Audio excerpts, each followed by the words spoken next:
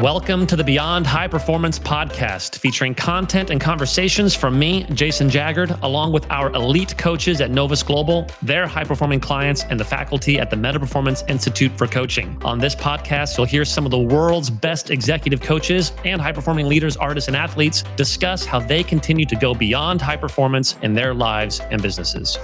The whole family was like, "So are you going to become a pharmacist?" And they were pushing that my, reinvention at a sport would be some safe version of how they already understood me.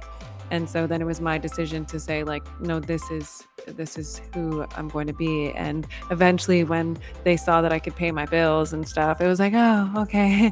And so that's a really great point that oftentimes people resist our reinvention because they're concerned about us out of love. And then there's those who might be jealous.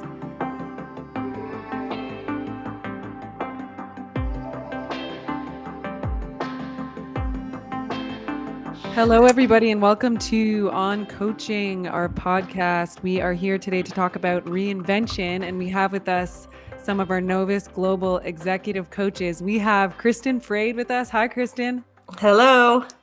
Welcome. We have Deb Foy. Hi, Deb. Hey. And we have David Gerber. Hi, David. Hey, everyone. So today we are talking about reinvention, and the first question that comes up that I want to ask all of us is, what does it actually mean to reinvent yourself? David, I see you smiling. I was going to let Deb or Kristin go first. So for me, reinvention, it can go a number of different ways, but I think it's when you expand your capacity in a decent way that's like significant, right? That where the people around you would notice, even if they couldn't pinpoint it, but they would notice that something had shifted in you. So whether you had thrown your hat in the ring for something big and you really dove into that and put yourself on the hook, and you took some massive actions on that. And then massive actions can be small things over time as well.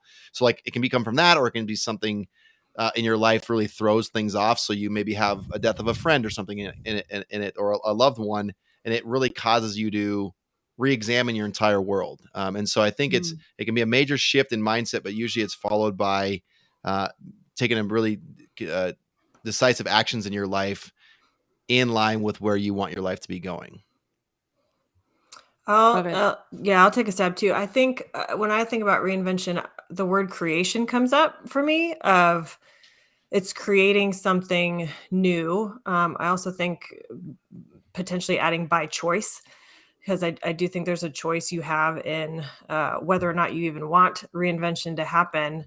But if you even go back to just like the base of invention, like you think of when things are invented, it's something new that's created that didn't exist before. And so it's continuing to do that over and over again, as far as just like adding the re in beforehand. Mm-hmm. And I guess, can I hop in here for a minute? When I was processing this question, it was an evolution of oneself, that you bring your experiences and wisdom to intentionally or unintentionally pivot and recreate yourself. That was coming up for me. Love it. This topic came to our podcast from our coaches experiencing it in their lives. Kristin, as you shared a bit earlier, and we're going to hear about that. And as I was looking up the difference, naturally what came to me, I was like, well, what's the difference between reinvention and change? And when I looked in the dictionary, reinvent said to invent again or anew, especially without knowing that the invention already exists. And then change said to make the form, nature, content, future course, etc. of something different from what it is. So what struck me was that this idea of reinvention for me was this idea that maybe it's like beginning, that I could start from a blank slate, that I could start really fresh, and that I don't have to think about who I was or what I am in order to, become what I'd like to become. And I'm curious, how does that land for you guys, this idea of reinvention, in that sense that it can be just completely from nothing that I create who I am? I love that thought, because I think sometimes not thinking that way holds people back, meaning it's like, well, this is what I've always done, or this is how I always, have been, or I default to this. And it keeps them, I think, from potentially creating what could be.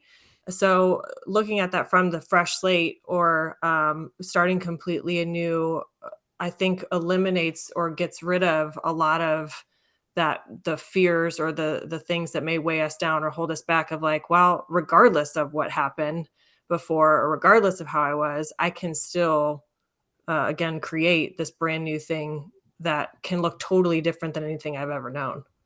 Mm-hmm. Yeah, and I'd agree with that in terms of where are you anchoring your perception? Is it in the past?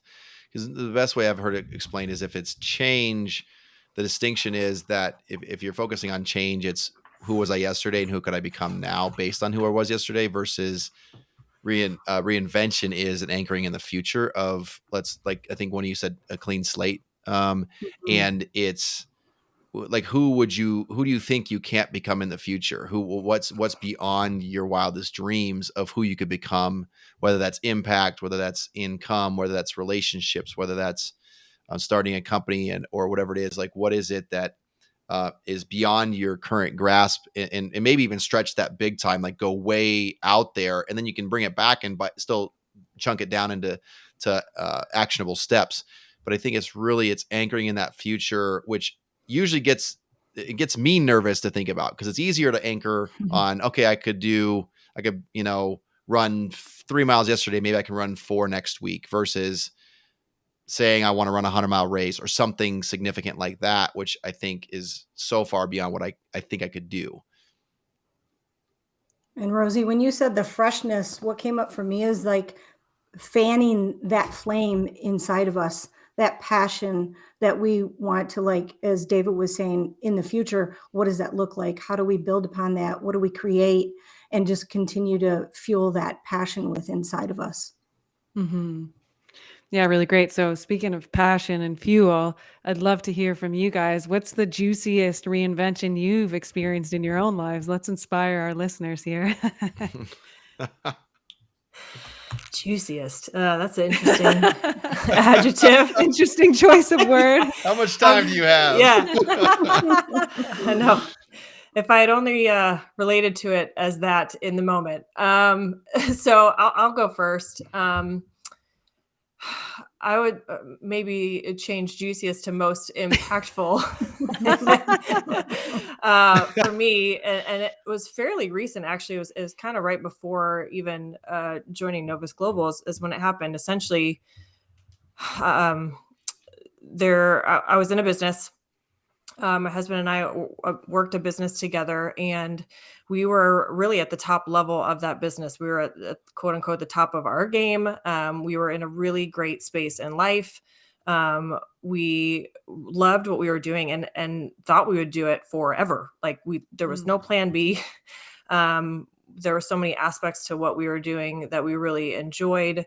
There was tons of growth that we had. It brought us closer together in marriage even. And it really kind of shaped how we were parenting. There's so many things about it that we just fell in love with. And what happened was the business model that we were part of shifted very quickly to where we lost 95% of our income. And it was right before we were moving across the country to a state where we knew nobody. And again, we had no backup plan. And it really was probably the most defining moment of our lives thus far in how do we handle this? How do we want to come out on the other side? What do we want to see? And this is where I even brought up choice before, because this business shift happened to quite a few people. It was not just to my husband and I. And people reacted to it very differently, which was very interesting to watch. And so we decided to look at it as an opportunity of, okay, so what's next? What do we want things to look like? What are our values that we're filtering all of our choices through? Who do we need to talk to? What are some of the things that we've done in our past that we want to keep moving forward? And what are the things that we were doing that we don't want to bring forward anymore? So we really looked at it as that clean slate that we were, let's say, given to be able to do something with that has led to where I am today of, looking back, I wouldn't have been here if that business shift didn't happen. And I'm truly enjoying the life that we're continuing to create. I'm in love with the coaching work and what we're doing. I love the community of Novus Global and what we're creating here. And a lot of that work laid the foundation. So that's why I love the definition of the reinvention of like, I reinvented myself even for that business, but then it was another iteration of who I'm becoming as I stepped into the executive coaching space and have created something new as this next chapter, so to speak, of my career. Kristin, if I can do a follow-up on that, I'm intrigued with, like for you, and maybe you could speak for your husband as well. What were like one or two of those moments that were really pivotal? Because I think it's fun to hone in, especially for people that are receiving coaching right now or considering this idea of coaching. What is it? What are those like? Do you have any of those kind of like maybe smaller moments where the reinvention really took place? Yeah, that's good. I think one that stands out for sure is the conversation that he and I had around our values. It was literally as we were driving across the country in our minivan with the 3 kids in the back that were sleeping, and it was like this next step could look a lot of different ways, and we can operate out of a panic of what to do next, or we can operate with clarity. So what does clarity look like for us right now? And so we defined what are our values, what are our non-negotiables that at least you and I agree on. And then we filtered all of our next steps through those values, even to the point of saying no to some potential jobs or some potential opportunities because they would conflict with, for instance, the value of flexibility. One of the things we fought so hard in our former business for was flexibility of schedule, flexibility of time. So that was kind of a non-negotiable for us to keep.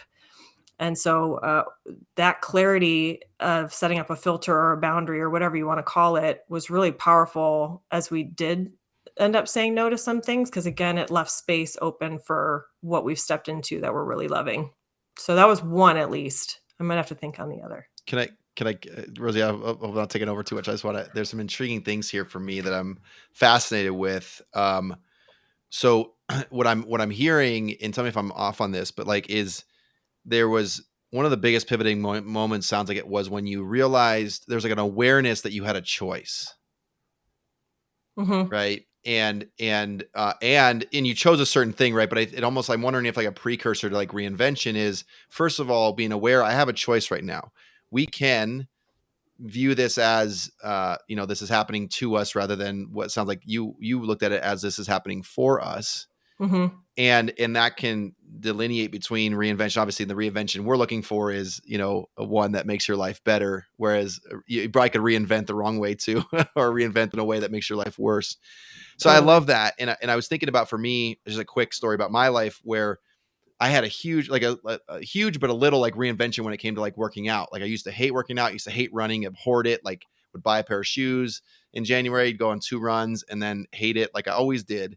And I did that for like a decade, every year. And then one year, for some reason, somebody I don't know if I was listening to some audio track from like some motivational person, and they talked about how you could love every moment of something rather than hating it. And I never knew, it was weird, over 30 years of my life, I never was aware that I had a choice, that I could actually really enjoy running. And it kind of blew my mind. And it's been about a decade since then. And I love working out. I love running, but it's a mental choice. Like it starts with the awareness of choice, which reinvented that, which for me has become a habitual thing. But for you, it was like a big shift in your world. So anyway, I just wanted to pinpoint that, because I think that's really crucial for me. I didn't think about that before we had this call. No, and that's great, is highlighting the choice. And then I'm curious too, David, linking yours to Kristin. So in Kristin's situation, well, it was like the way they were building their revenues, shifted 95%. I think I heard you say, Kristin. And then for you, David, it was you were watching something, and it challenged the way you think. So in both cases, is it that there was sort of an inciting incident or an external trigger that caused you then internally to look at your choice in the matter? What do you guys think? I'd say for sure it was an external trigger. Well, for you, yeah. Yeah. Totally, yeah. Yeah. But I would even say Johan, who's been on the podcast, I've talked to him about this. And even like way after the fact, he's asked me some really powerful questions of just that ownership piece, or still kind of relating back to the happening to us. Because I would still kind of make some of those references of like, well, it's totally out of our hands or totally out of control. And, we didn't have anything to do with it. And he's asked some really powerful questions. I'm like, well, it could have happened a lot of other ways. We could have screwed up and it could have gone away. It could have disappeared other ways. I'll say it that way. So there still continues to be some shifts that I'm having even years after the fact, which I think, again, that still goes back to choices. I can choose how to relate to those questions of like, ew, don't ask me that question, versus, oh, you know what? That's a great point. And I obviously still have some work I can keep doing, which is exciting. David, what do you think about yours? Yeah, I mean, I would agree. And I have other examples as well, which we may get to. But I think it is, as I was thinking about this today, I think sometimes there's inciting incidents that happen externally, similar to what happened with Kristin, or for me, about a year ago, I went through a divorce that was initiated by my ex-spouse, right? So like it wasn't something, whereas with the running, like I was choosing that, or starting a business, it's more of I'm throwing my hat and there's an inciting incident where I put myself on the hook, I go play full out, and it's like an affirmative stepping into something versus something like what Kristin's talking about. Maybe Deb has examples as well, and where it's something that's an external thing. So I think there oftentimes is that, and in some ways I'm thinking like you can sit around and wait for those, which I wouldn't recommend that per se. I would say the question I'm thinking about for listeners and even for my own world is, where am I actively choosing an inciting incident that will force me to reinvent myself? And a lot of times when we're talking to potential clients, is we'll say, what vision is worth going after that would force you to reinvent yourself in order to hit it? And It's like you sign up for the marathon and it's like, yeah, exactly. You got to train.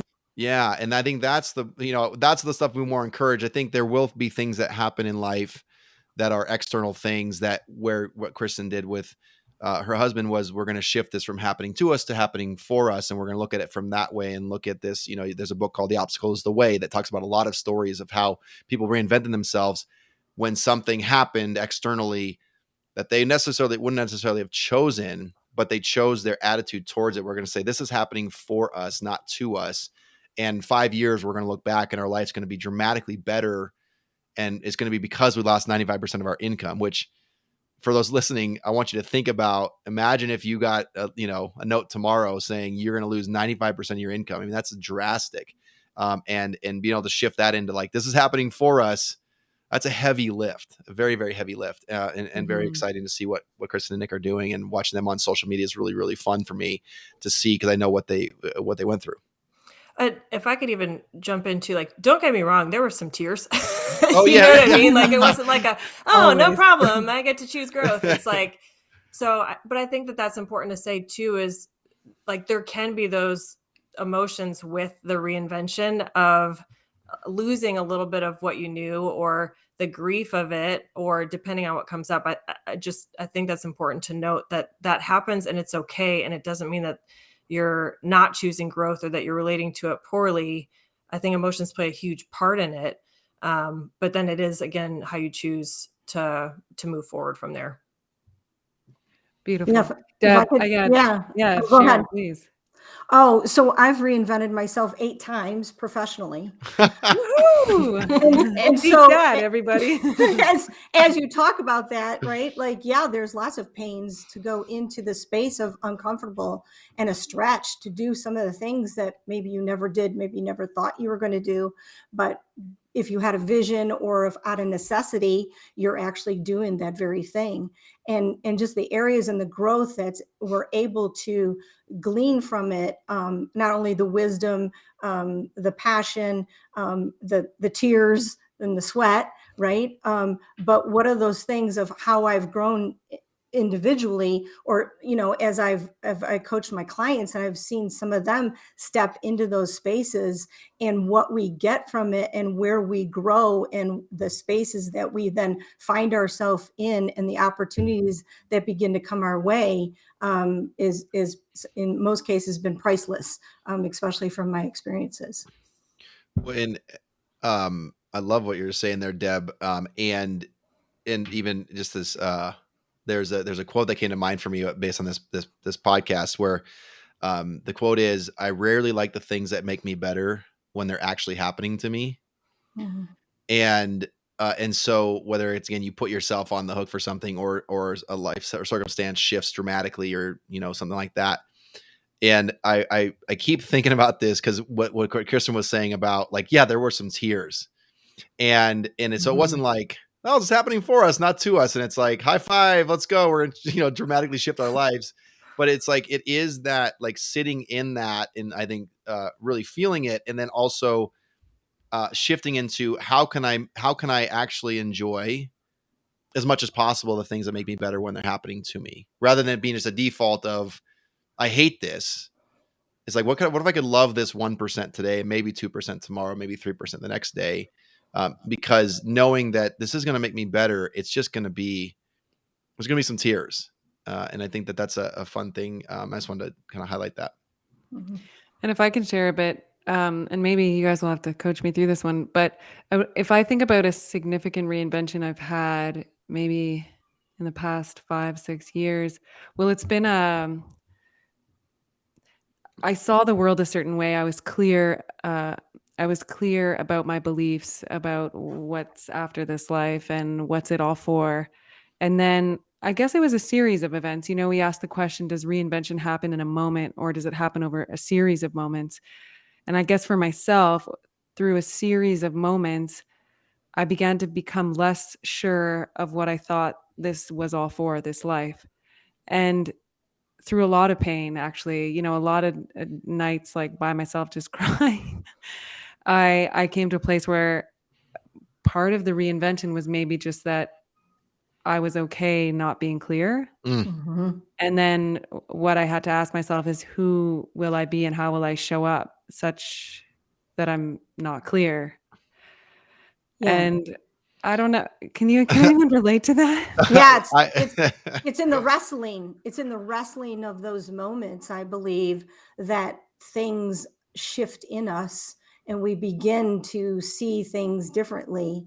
And it's in those very moments where I think the magic happens. What were you going to say, David?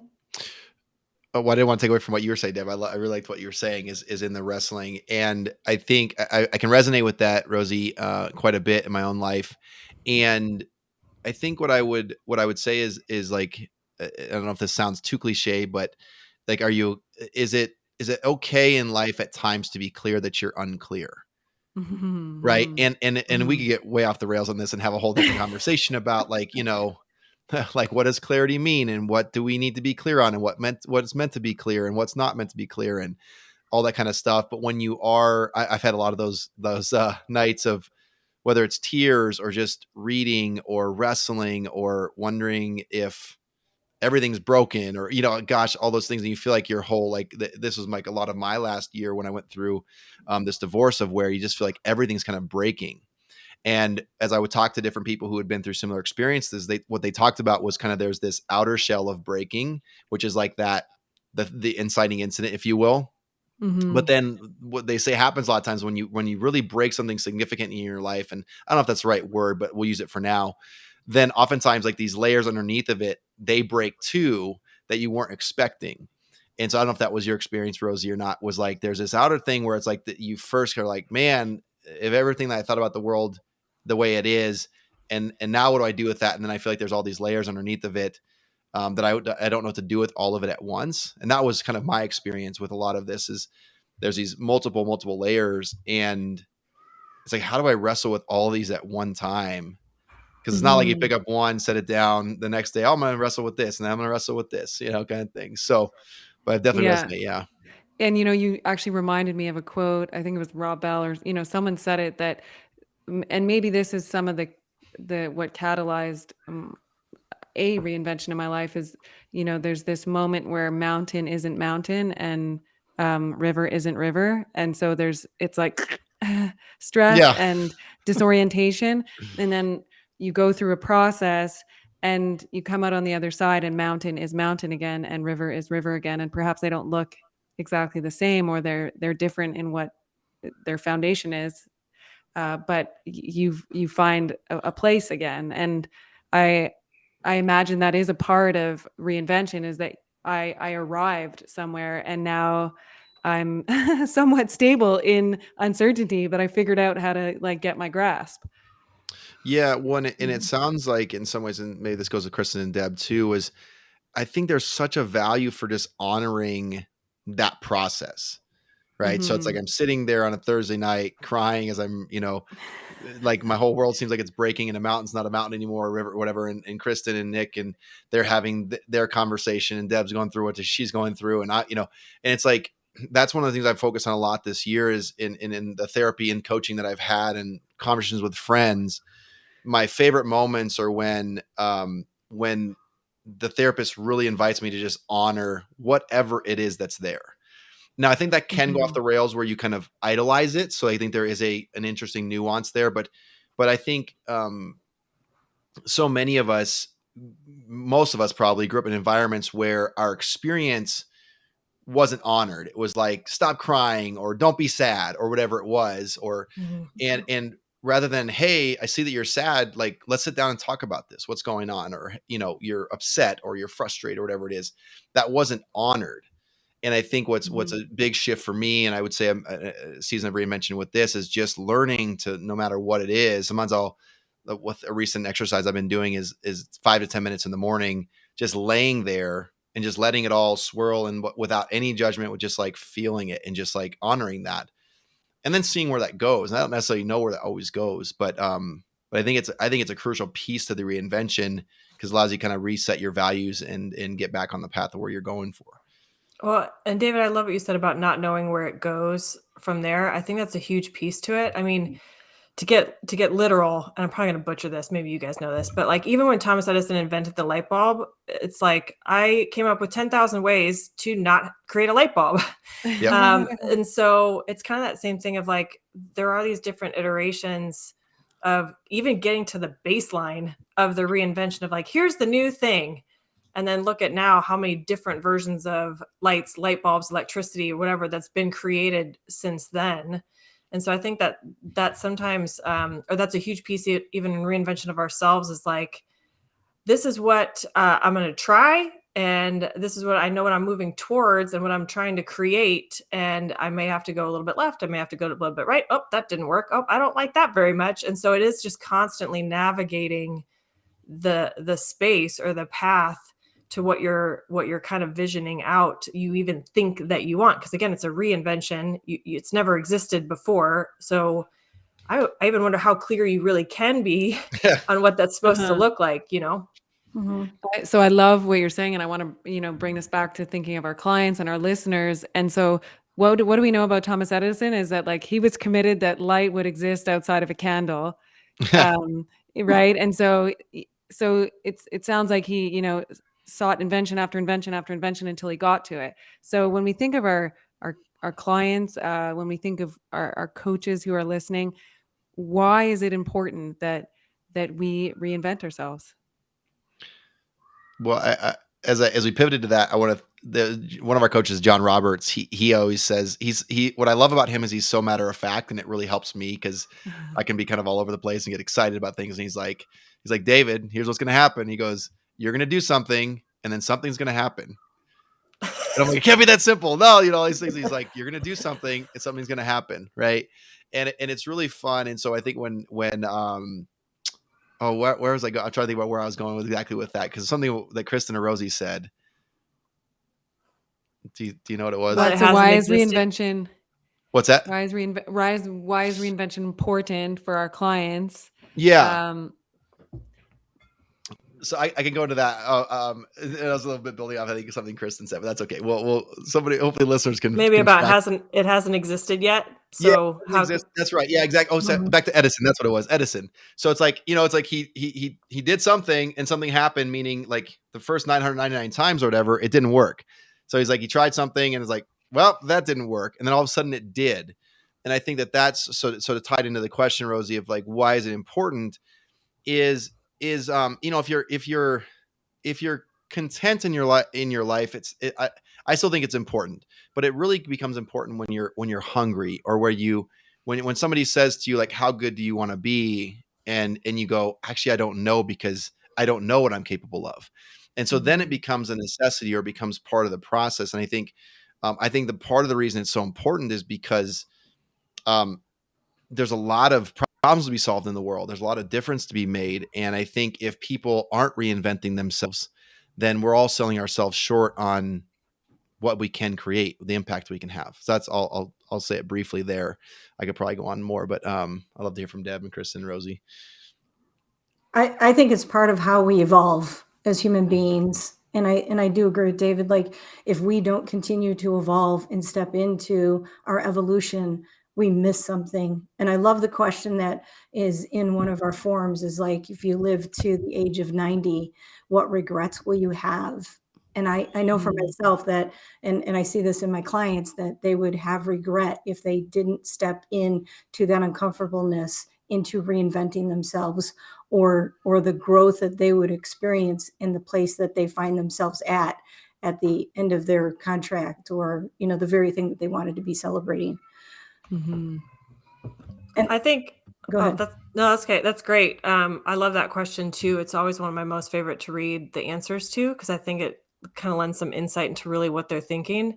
But for our client, like, I don't know about you guys, but I've never had somebody come to me and say, I want coaching on nothing, because I'm totally content with my life and I have everything I want.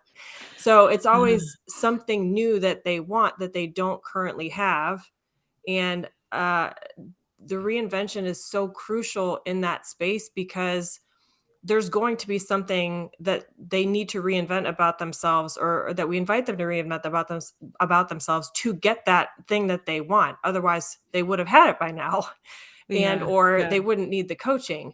And so when we can reinvent ourselves to have something that we've never had before, it's doing things that we've never done before. And that's when growth comes in. That's when the stretching comes in. So even though, yes, growth can sometimes and often be really uncomfortable, usually that desire of what that new thing is that we want can outweigh that. Mm-hmm. And I didn't think about this before our podcast today, but we happen to teach in our trainings that full participation in whatever it is that you're up to is becoming whoever you need to become, such that you'll achieve whatever you're committed to. And so, like, right there in the tenets of what we teach is like, you better reinvent yourself. Like, otherwise the attachment to who you are, and maybe whatever your personality is, and whatever it is that you think you are, could very well stop all of us from achieving what's really important to us. Yeah. And the reality is they don't have to. Like, they don't have to reinvent themselves, but I make up that is then avoiding getting what they want, or it's just a really interesting notice about, well, do you really want that? Because your actions aren't really showing that right now. So it's just a notice, or it's interesting to kind of look at or play with. And the other thing I'd add to that is kind of what Kristin's saying is figuring out, what does somebody want, kind of back to that question, so badly that that would force them to reinvent themselves to get it. And if somebody doesn't know what they want that bad, what we talk about in our firm is there's some videos we can link to in the notes, but where we ask people, what are you frustrated about, complaining about, tolerating, scared of, worried about, like, and then you can take those things. So like, if you're listening to this, like, think about, what's your biggest frustrations in life? What are your biggest challenges? What are your biggest complaints? And then flip them, and you'll start to build a vision.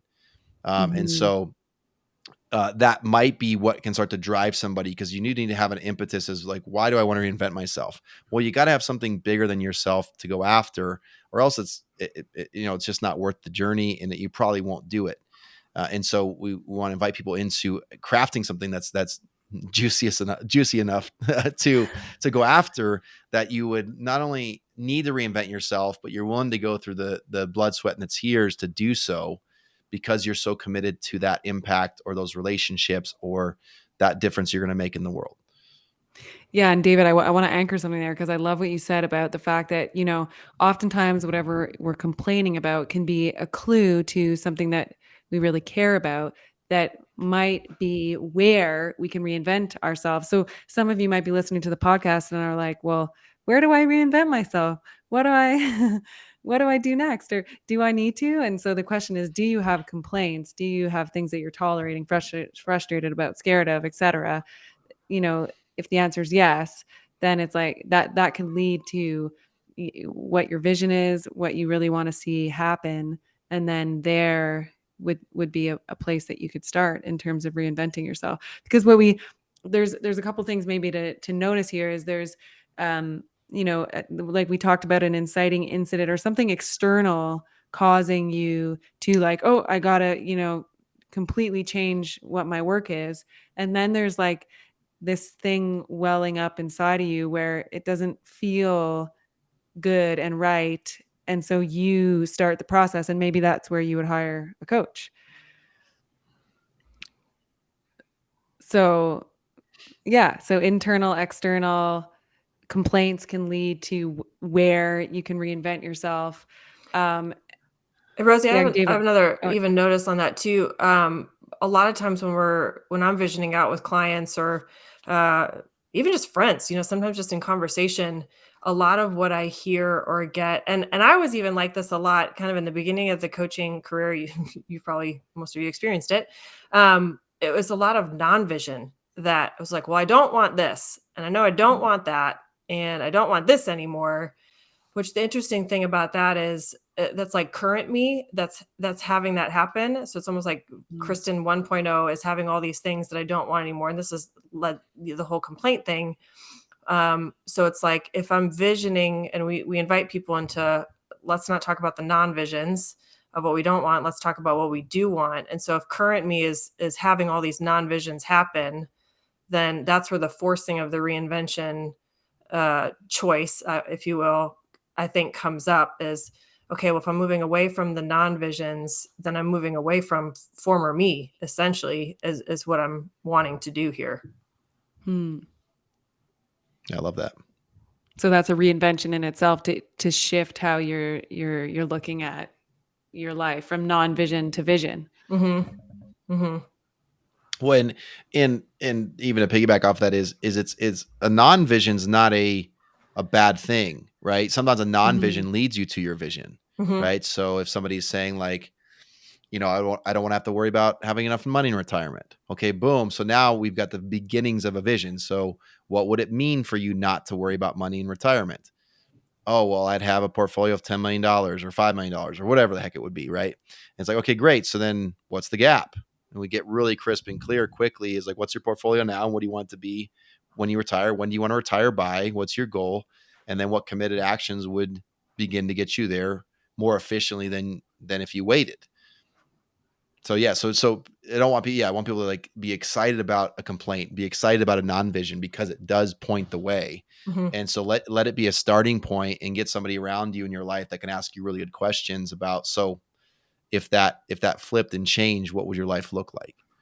And I love, can I add what Kristin was talking about is like, what version are you? I loved how she said 1.0, and I love talking to my clients about what version are they currently, and what version do they want to be, 2.0, 3.0, and what makes those versions up of yourself kind of goes back to the reinvention, right? Of if I reinvented myself, what does that look like? And what are the gaps of the different versions of me? And how many different versions of me do I want to experience or also offer out to other people? So that's a really great question, Deb, which is, well, how do you know that you've reinvented yourself? And look, David, going back to your example, like, you can exit a marriage, and is it possible that you could not have reinvented yourself? Like, how do we actually know that we are reinvented? What do you check for? Gosh, that's a good question. I don't know if I ever really thought about that. I think my best swing at it, first of all, would be to ask. This is where I think community is so important, and one of the things that I've loved, that I think I knew would be I'd really enjoy about joining Novus Global, but it's been so much better than I expected to be, was the power of community.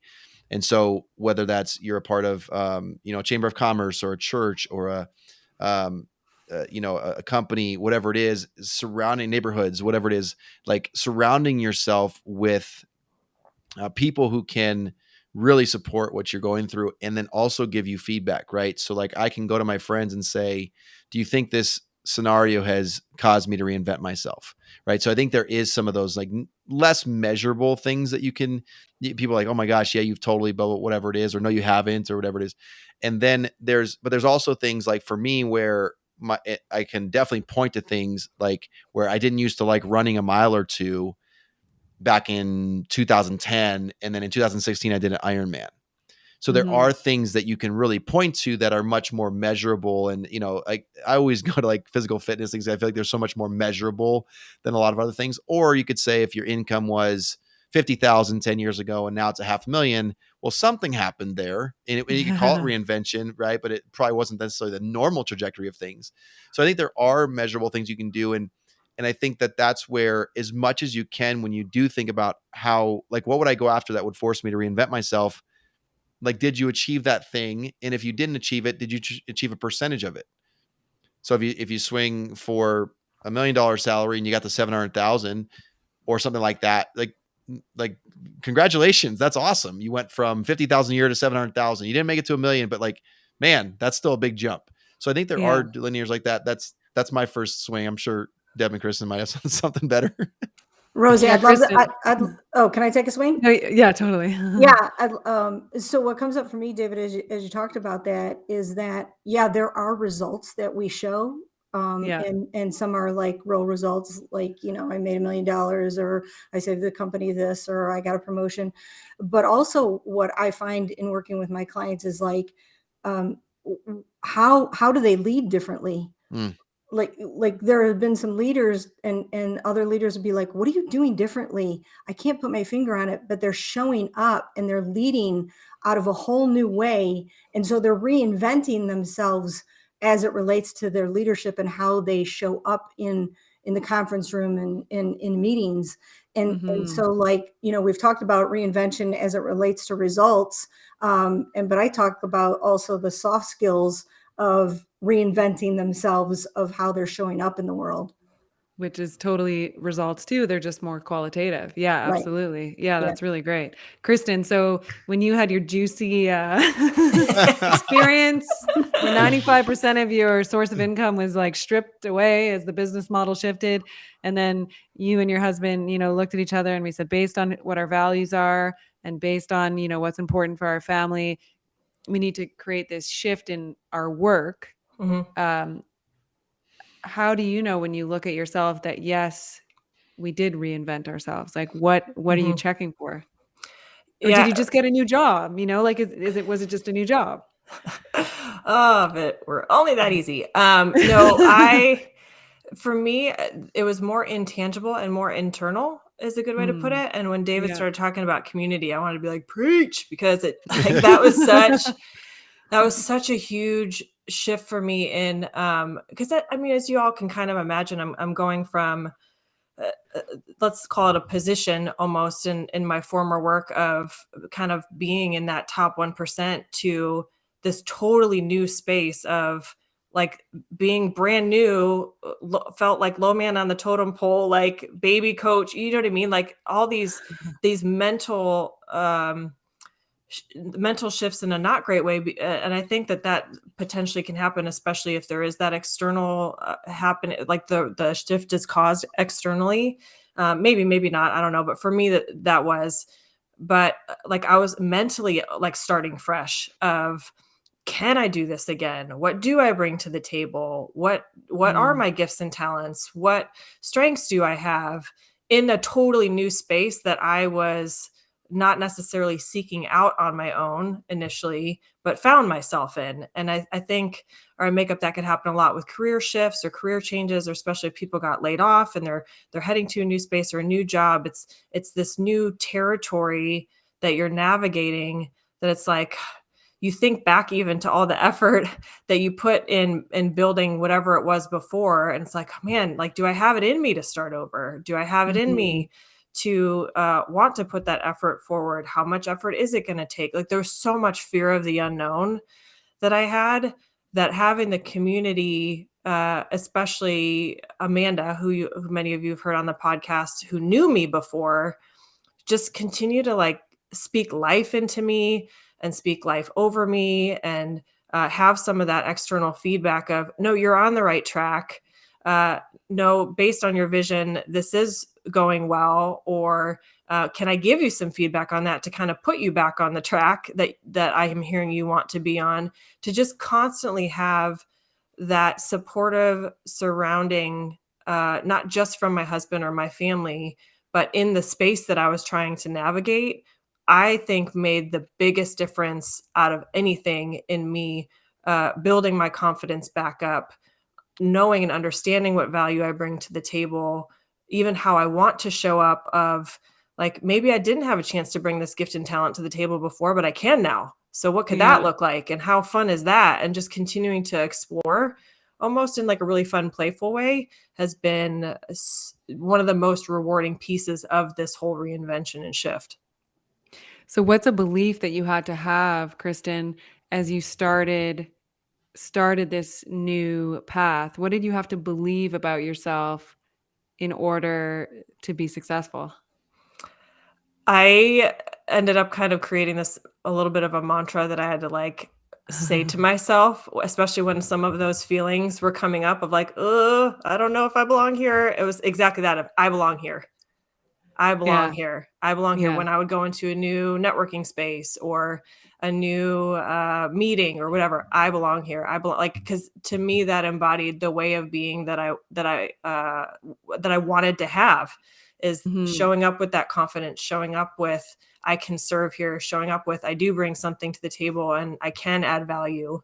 Was that phrase kind of summed that up for me. Yeah. I love what you said about way of being. And so even as we're talking, there's a part of me that's like, so what are the nuts and bolts of a reinvention? And, I think of the coaching that we do, the inquiry-based method, where, we say it's an ontological method, which is way of being coaching. And so it's like, what do people believe? What are the behaviors they exhibit based on what they believe? And then what kind of results did they get, and how are they checking for the results? And Deb, going back to what you were saying about in some of your clients where you witnessed that reinvention because they led differently. I'm thinking about one of my clients where originally his belief as the leader of an organization was like, if I add more branches to the dam, like Mr. Beaver, then like we're going to achieve the result. And how he reinvented himself, how he completely transformed, was more like, if I lead my pride, like as the lion, and create such that they're getting the results, then we will achieve our vision. And so he completely shifted his belief system, which changed his behaviors. And then it did lead him to completely different results. So what's touching me is it seems like reinvention at its source begins with like a whole new belief about what's possible, that could be triggered from ourselves watching a YouTube video, or it could be triggered by, like suddenly, something happens externally in our lives that changes everything. Any thoughts on that? So I think, gosh, the what are the nuts and bolts? And if I was to boil it down, gosh, I would say it comes down. I think the awareness of choice is still a huge thing. I think so many people, walk through life and they don't. What I say with clients a lot of times is like, they don't push back from the desk. They don't pause and just become aware of like what choices they're making. They don't become aware of how is the world occurring to me, kind of like what you were saying there, Rosie.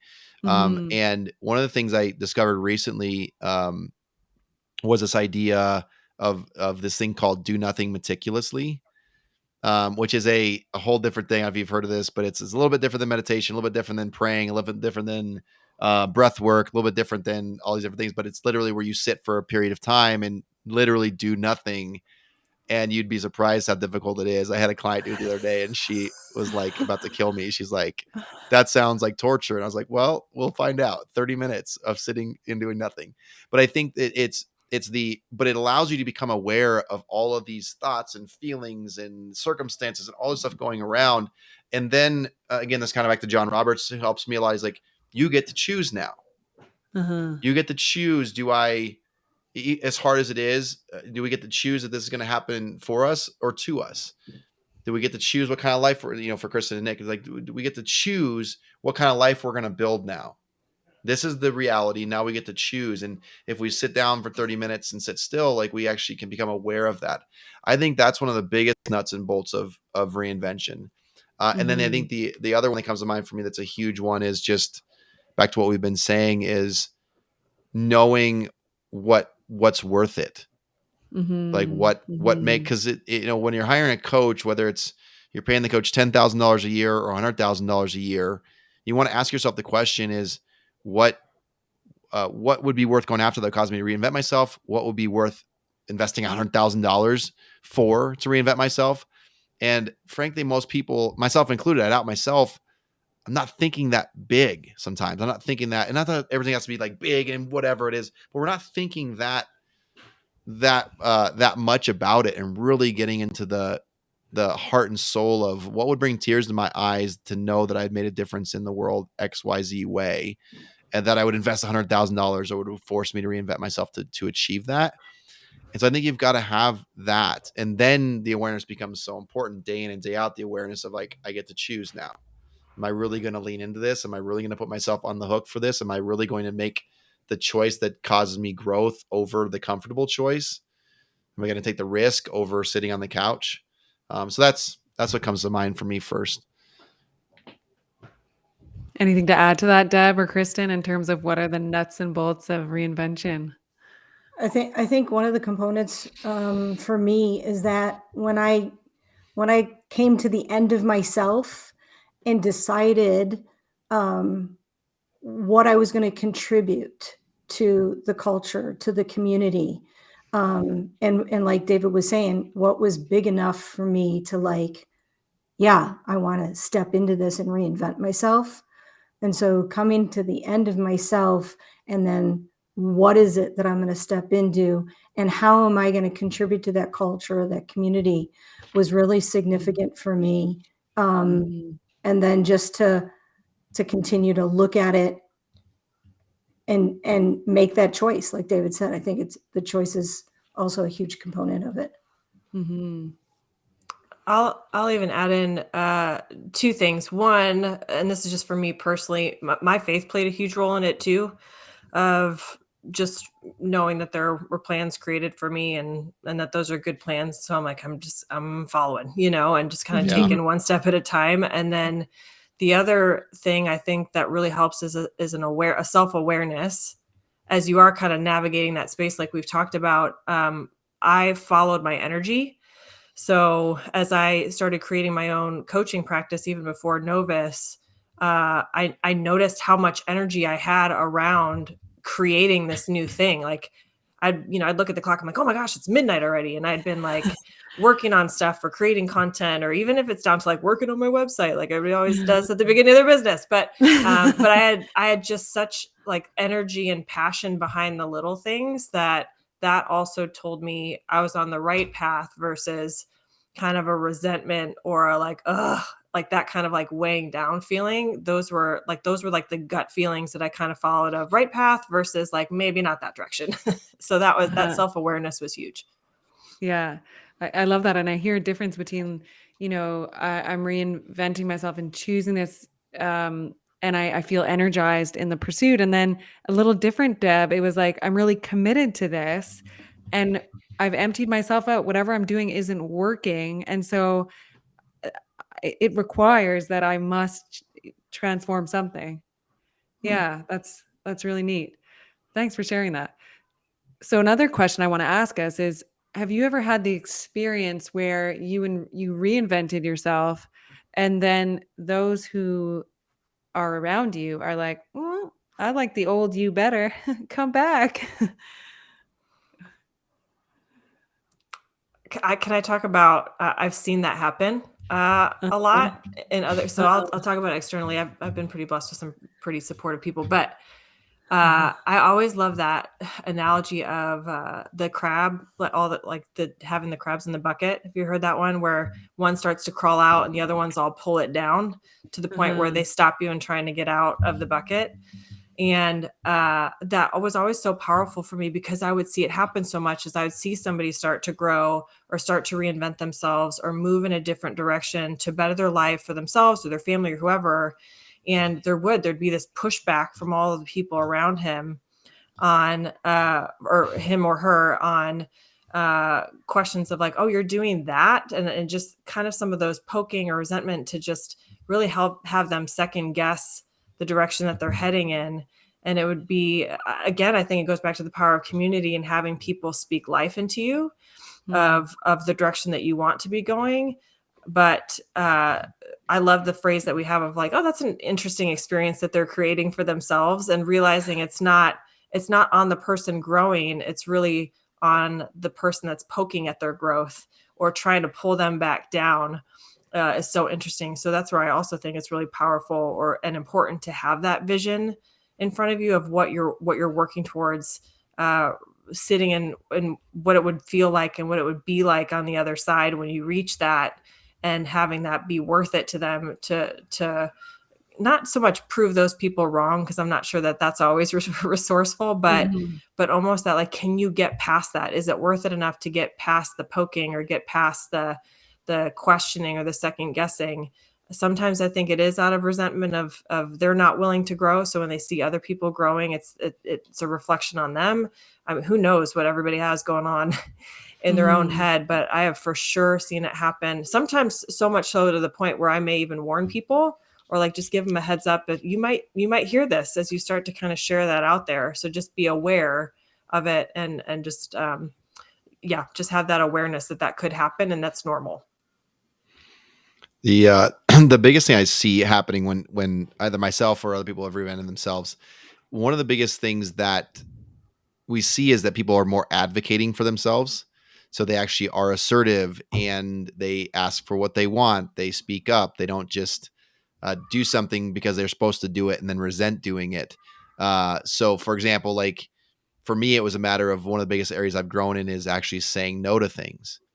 And so there'll be times where you start to advocate for yourself, or you say no to something, and people don't like that. They liked it when they could just ask you to do anything to help, and you would help, which I'm still about helping. I love service.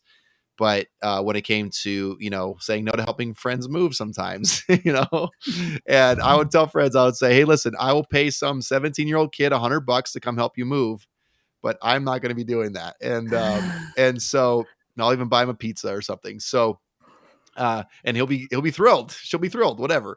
But I think that when you start to advocate for yourself, people in your world that aren't used to you advocating for yourself, it will take some time to get used to that. And so my encouragement to people as you're reinventing yourself is people, if you showed up the similar way for 5 years, they're probably going to assume you're going to show up a similar way next year or, tomorrow. And so be generous and gracious with them as you reinvent yourself.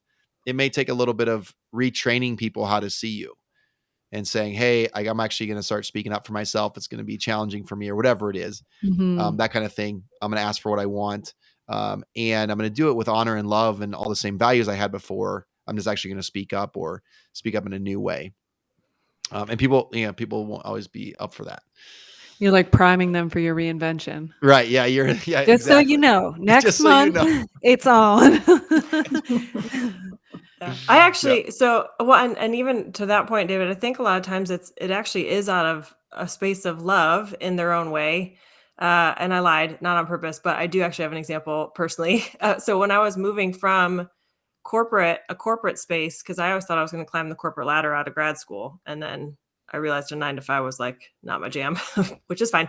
But when I moved from that space into that former business that I did kind of into the entrepreneurial space, my parents freaked out a little bit. And I know it was out of love and out of protection and out of like, but what are you doing? Like that kind of thing. And that's where I still had to like follow my heart, as cliche as that may sound, but I knew what I wanted. And that's where I think, again, that vision is so important. I still remember where I was. We were playing cornhole for those Midwestern people. And I just like let the beanbag go. And I was like, by the way, I quit my job. And my dad was just like, what? And because I knew it was coming. And I think that sometimes keeps people, holds them back a little bit too, is like this fear of what people are going to say or fear of what people are going to do, to the point where they shrink a little bit. So that's an interesting thing to kind of watch out for as well. Deb, with your 8 reinventions, how gracious have people been with you? Well, I guess I'm used to saying people are going to look at me with like I have 3 eyes on my head, so I have gotten really used to it. And so, Deb's always up to something. I guess I've had pretty much support, but a similar situation of moving into an entrepreneurship of Kristin, and didn't get the response or the support that I thought I was going to get. But I knew it fueled the flame inside of me and the passion, and so I went for it. And I just didn't. I ignored what people said because I knew it was right for me. And so I guess I really was aligned with my vision, and that they did eventually come around. But at first, yeah, they out of love, they're fearful, and they share the fear. But I chose not to cave to the fear. I was confident in my decision in one aspect. Yeah, that's really great. And I mean, when I shifted out of my water polo career and I had an undergrad in biology, the whole family was like, "So are you going to become a pharmacist?" And they were pushing that my, reinvention at a sport would be some safe version of how they already understood me. And so then it was my decision to say like, no, this is who I'm going to be. And eventually when they saw that I could pay my bills and stuff, it was like, oh, okay. And so it's a really great point that oftentimes people resist our reinvention because they're concerned about us out of love. And then there's those who might be jealous, or who, like you said, they want you to stay in the bucket with them as that group of crabs, and no one shall exit because this is the world as they know it. Yeah. And Rosie, I'd love to add Yeah. I guess I've really been I've really been comfortable in the vulnerability. So the vulnerability of just sitting in what I chose to do, and then being vulnerable and go like, this is what I'm choosing, and this is the vision that I'm after, and being comfortable in, and not too many people are really comfortable in that space, and to invite others into that space. And that, like, I see the link between Kristin and Nick and their decision, where it was like, what are our values? And then based on what our values are, yes, we're doing this. We're anchoring in that. And I think that's a powerful, so if you're feeling shaky in your reinvention, it sounds like the coaches on our podcast today are saying, what are your values? Anchor into those, anchor into your vision, and you're going to get through that rocky period. Another valuable piece of advice, I heard recently from Donald Miller, who was a memoirist and then shifted into, having a successful marketing company. And he's like, look, guys, you may shift. You're going to go into whatever career now that you decide. So speaking from a career sense, that may be totally different from what you did before. And at first people are going to say like, what are you doing? And he got a lot of those. And then after a period of time, people just like, they're more concerned about themselves really than they are with you. Sometimes we think people are as interested in our own lives as we are, but they're really not. And so after a period of time, they just like forget that you were even that thing before, and they relate to you as who you are right now. So I found that comforting, because I thought about Donald Miller, and I did know him as a memoirist. And now I'm like, I can't even remember that guy. I only see him as the marketing guy. So yeah. So I found that really, really helpful. So reinvention. What else, if anything, do we want to say about reinventing ourselves? Can I ask you a question, actually, Rosie? Absolutely. Yeah, well, even talking about your sports background, and because you had a long career as like a high level athlete, And sometimes I think with the reinvention piece, we're so tied to our quote unquote identity in something. And that's the Mhm. hardest part to shift for some people. So like, what was your experience like to shift from I am this high level athlete into I'm not anymore? And like, what does Mhm. that look like next? So does that make sense? Yeah, totally.